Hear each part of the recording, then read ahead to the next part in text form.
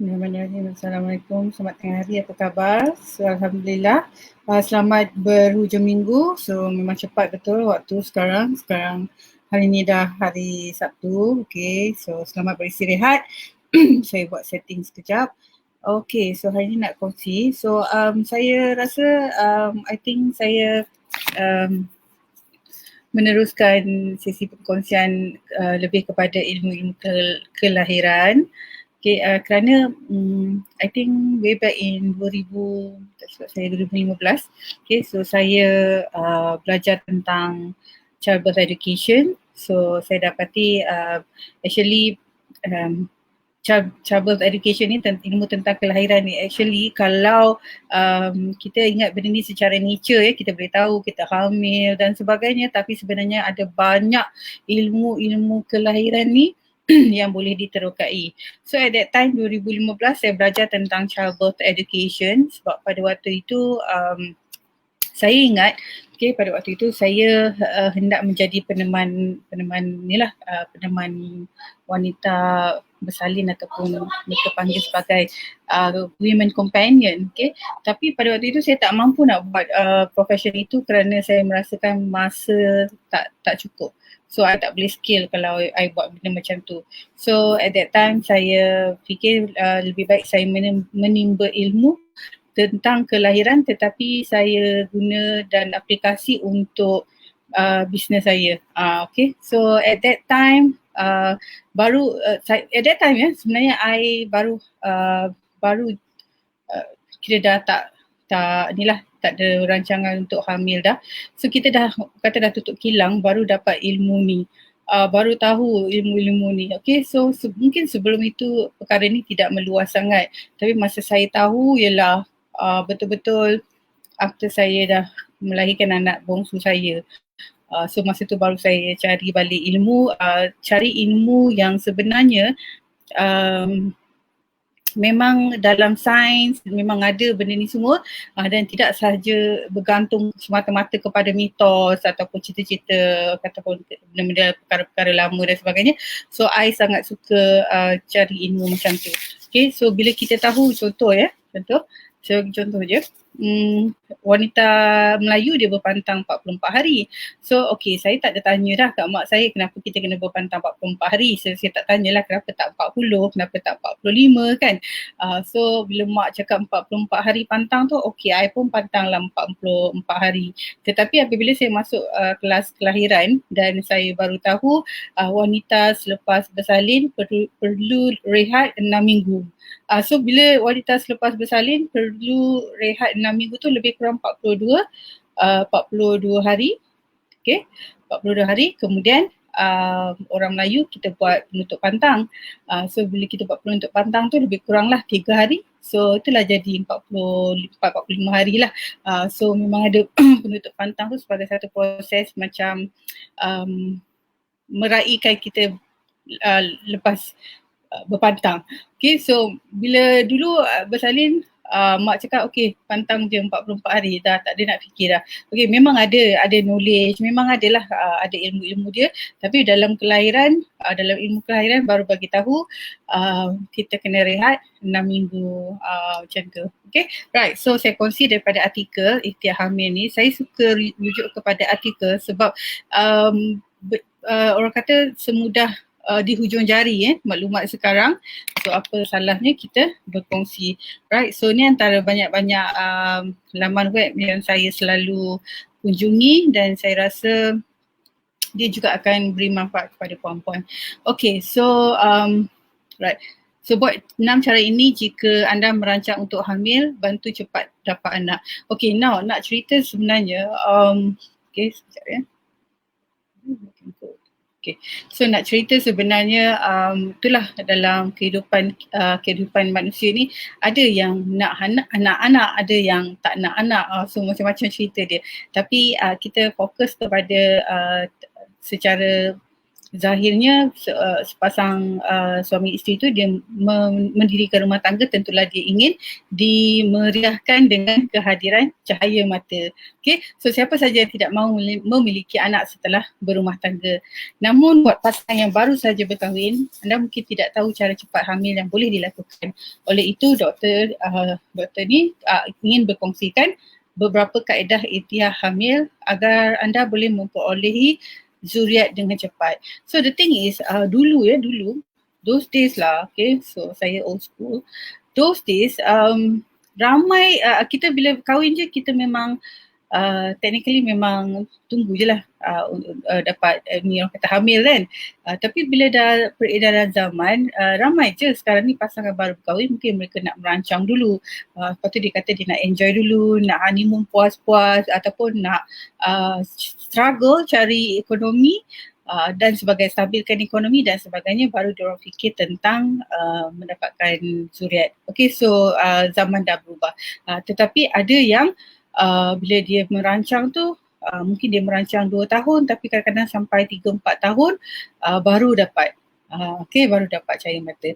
So ada yang memang plan tak nak anak lagi tapi dapat cahaya mata secepatnya. Okay, so dulu adalah kawan saya ada berkongsi lah, kawan saya ni pun memang pakar dalam perbidanan lah. Dia kata untuk pasangan suami isteri yang baru ni biarlah dapat anak dulu, lepas tu rancanglah untuk anak kedua dan ketiga dan sebagainya. Okay, so itu yang dia pesan lah, sebab dia kata ramai je dia jumpa yang nak merancang tetapi tak dapat anak, lama juga kena tunggu.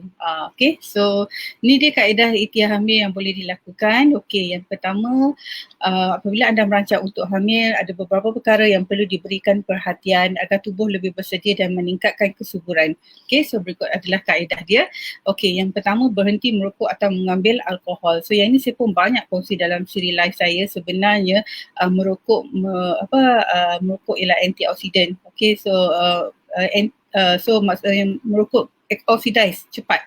Jadi kita nak biar badan kita dalam keadaan yang tidak cepat teroksida. Okay, so jangan orang kata hentikan tabiat merokok dan juga mengambil alkohol. Okay, so ini kerana merokok dan mengambil minuman keras akan menyukarkan anda untuk hamil.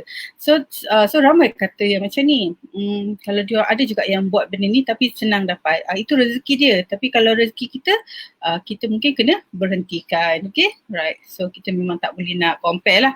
So jika anda sudah hamil sekalipun, potensi anda untuk mengalami keguguran amatlah tinggi. Okay, so kedua ialah ambil pemakanan yang seimbang. Yang ni memang dah cakap banyak kali. Okay, so amalkan, elakkan makanan yang tidak sihat dan ambil makanan tinggi protein. So makanan tinggi protein ni macam mana? Contoh puan punya hidangan ialah ikan, kemudian ada pula tempe dan tahu. Contoh ada hidangan ayam, kemudian adalah pula ikan ataupun telur, macam tu. Okay, so selain itu banyakkan juga pengambilan buah, sayur dan produk tensu. Okay, ini adalah bukan saja baik untuk anda tapi baik juga untuk bayi dalam kandungan. Okay, alright. So itu ialah untuk kedua. Ketiga ialah ambil asid folik dan vitamin. Asid folik adalah suplemen yang sangat digalakkan untuk diambil oleh wanita yang ingin hamil kerana asid folik boleh membantu mengurangkan kromosom abnormal kerana vitamin pelindung meningkatkan peluang kehamilan yang berjaya. Okey, so dalam ilmu kehamilan kita dah di situ ya memang ada silibus untuk wanita yang bercadang hendak hamil. Dia kena ambil sekurang-kurangnya 12 bulan sebelum dia disahkan hamil. So maksudnya kalau dia belum berkahwin, 12 bulan sebelum tu dia dah boleh ambil suplemen asid folik sebagai penyediaan untuk rahim dia. Dan dan kita ketahui asid folik ni adalah suplemen yang sangat membantu untuk dia mendapat peluang kehamilan yang lebih berjaya. Okay, so dalam childbirth education punya silibus memang kena ambil asid folik. Sebab itu kalau kita baru tahu kita hamil dan kita baru nak makan asid folik tu, dia kurang berkesan. So sepatutnya kena ambil lebih awal daripada itu. So dekat sini ada satu poster dia tulis kenapa kena ambil asid folik. Okay, jika nak hamil. Pertama, mengurangkan risiko sumbing pada bayi. Kedua, mengelakkan kecacatan tiub saraf pada bayi. Ketiga, mencegah anemia kurang darah bagi bayi. Keempat, penting untuk perkembangan bayi. Dan kelima adalah untuk mengurangkan komplikasi sepanjang kehamilan dan kelahiran. So kita selalu ingat kalau kita makan sayur berdaun hijau, kita dah tak payah ambil acid folic. Sebenarnya kita tak tahu intake ataupun serapan pada badan kita, sebab mungkin ada sayur tu yang dah kurang zat ataupun dah hilang zat sewaktu masak. Kita tak pasti yang tu, tapi kita rasa kita dah makan sayur kan. Sebenarnya itulah sebab dia. Okay, kita kena ambil acid folic. Okay. Kemudian bersukan dan bersenam membantu tubuh menghadapi hari-hari mendatang sewaktu hamil. So ini kerana kita dah membiasakan tubuh dengan segala perubahan yang akan berlaku sewaktu hamil. So jika kita sudah hamil pun kita masih lagi boleh bersenam. Okay. Kelima ialah berjumpa dengan doktor.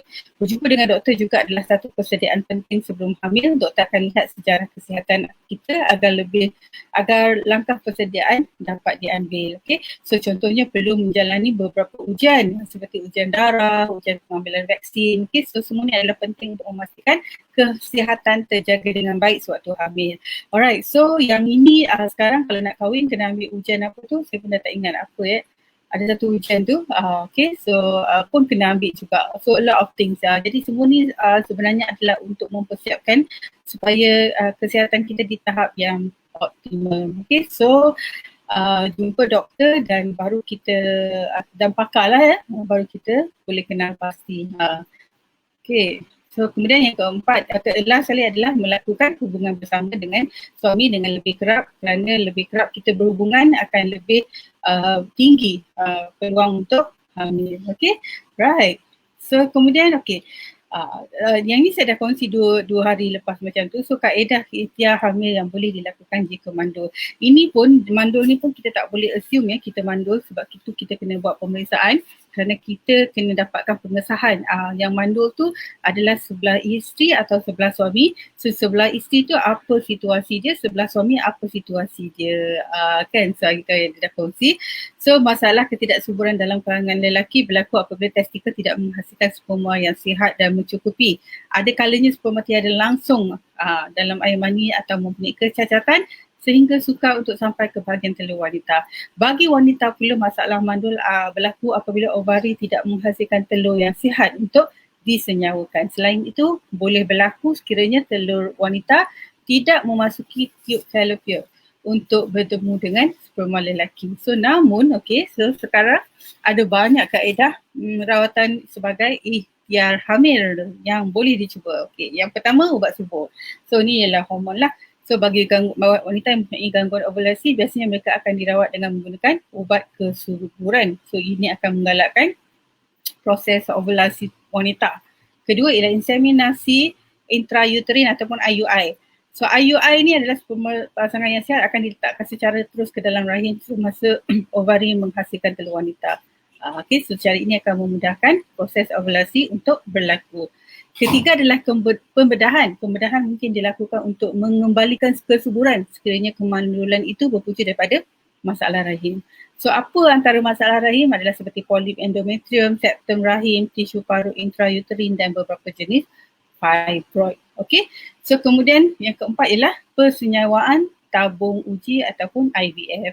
So IVF adalah antara kaedah persenyawaan yang banyak dilaksanakan bagi masalah kemandulan. Kaedah IVF dilakukan dengan cara mensenyawakan telur wanita bersama sperma lelaki di dalam tabung uji di makmal. Okay. So selain itu embrio akan diimplan ke dalam rahim untuk meneruskan proses kehamilan. Okay. So itu saja. Okay. So saya nak kongsi maksudnya untuk pasangan yang baru berkahwin yang memang betul-betul ingin mendapat zuriat secepat mungkin, so mungkin boleh gunakan kaedah-kaedah di sini, dan jika berlaku kesukaran perlu berjumpa doktor untuk mengesahkan keadaan kesihatan yang mana ada lagi ikhtiar lain yang boleh digunakan untuk hamil. Okay, right. So saya stop sharing I think. Alright, so I think itu saja. So ringkaskan. Alright. Thank you for sharing, Unku Umar, Unku Anwar Hilmi. Thank you so much for watching and listening. Jom dengar nanti PKP I didn't know. Oh, okay. Alright. So insyaAllah kita akan dengar. Alright. So nak bagi tahu sebenarnya whatever it is bergantung kepada keadaan kesihatan kita dan sebagainya. Sebenarnya rezeki, pemegang rezeki adalah Allah ya Razak. So memang Allah ya Razak itulah yang menentukan. So I think selain daripada kita berusaha bersungguh-sungguh untuk menjaga kesihatan kita, kita juga kena berdoa yang banyak kepada pemegang rezeki kita, iaitu Allah ya Razak. Okay, right. Sebab ada orang sihat tapi tak dapat, ada orang sakit pun dapat. Itu semua adalah kerja Tuhan. Okay, alright. So I think itu saja for me from today. For today, Alhamdulillah, saya masih dapat bersiaran. So macam biasa, mesej-mesej saya adalah seperti jangan lupa vaksin. Okay, jangan lupa vaksin. Okay. Sebentar. Gatal tekak. Okay. Okay. So jangan lupa vaksin. I dah tengok ramai ibu hamil dapat sesi untuk vaksin. Okay, sekejap ya. Okay. Sekejap. Right. So jangan lupa vaksin. Okay, so nampak ramai dah ibu memang mendapatkan sorry. Ada orang sebut ke ni. Okay. Dah ramai orang ya dapat sesi vaksin dan I dah tengok kebanyakan public places mereka akan benarkan orang awam masuk apabila sudah menunjukkan bukti membuat 2 vaksin tu. So itu sangat penting. So bank dia tak akan bagi dah orang yang tak ada vaksin ataupun belum full dose tu, bank dah tak bagi masuk. So kita kena tunjuk isi apa, what do you call that, digital cert kita, okay, untuk masuk ke ruangan-ruangan di especially di public lah. Okay, so jangan ketinggalan untuk mendapatkan sesi vaksin. Okay, kerana ada vaksin yang sesuai untuk ibu hamil dan menyusu. Right, so yang kedua adalah muat turun ibu percuma kami di laman web kami. Okay, so kita banyak juga buat R&D dan kita compile, okay, kita compile banyak orang kata points yang bagus yang ramai kita tengok yang ramai orang tengok apa semua, jadi kita buat dia sebagai ebook. So lagi senang untuk puan download dan juga boleh baca terus. Okay, dan yang ketiga adalah kita ada buat khidmat penghantaran masakan berpantang kerana kita hendak pastikan ibu dalam pantang tu menikmati hidangan yang berkhasiat, okay, sesuai untuk pemulihan badan dan juga membekalkan susu pada si kecil. Right, dan kemudian dengan menempah makanan berpantang ni secara penghantaran jadi menjimatkan masa tidak perlu masuk ke dapur lama sangat, sebab dalam pantang kita boleh gunakan masa itu untuk berehat sepenuhnya dan juga untuk melayan si kecil kita. Right, so makanan berpantang adalah makanan yang disediakan dengan bahan-bahan premium dan dimasak dengan teknik supaya tidak kehilangan zat. So itu yang paling penting. Sebab tu saya cakap, saya pernah cakap dalam mana live saya sebelum ni, sometimes kita makan sebab kita nak alas perut kita, rasakan perut kita kenyang, kita dah kita dah rasa kenyang dan kita dah rasa kita dah makan. Sebenarnya kita tak ambil makanan yang berkhasiat. So itu beza dia. Alright, so and then Pantang Plus juga kita akan lancarkan fitness program untuk ibu selepas berpantang. So fitness program ni adalah siri latihan senaman untuk mengembalikan berat badan asal, untuk mengembalikan bentuk badan yang diidamkan oleh ibu-ibu yang baru lepas bersalin. So kena tahu dalam tempoh 2 ke 4 minggu, 2 ke 6 minggu, tengok atas orang, mungkin dia lambat sikit lah ya nak pulih sepenuhnya. Selepas itu baru dia sesuai untuk melakukan senaman. So kami sediakan, tawarkan program latihan untuk ibu ini supaya mereka boleh menjalani sesi latihan, sebab sekarang ni semua sesi atas online kan. Jadi tak perlu nak drive ke mana-mana. So just buat latihan dan dipantau oleh fitness instructor yang memang berkelayakan dan berpengalaman. So tu nak bagi tahu. I think itu saja. Okay. Alright. So stay safe. Stay safe. Take care. Jika perkongsian ini bermanfaat, boleh kongsikan. Okay, jika nak tahu lebih lanjut, boleh komen dan sebagainya. So itu saja daripada saya. So till we meet again. InsyaAllah. Assalamualaikum warahmatullahi wabarakatuh.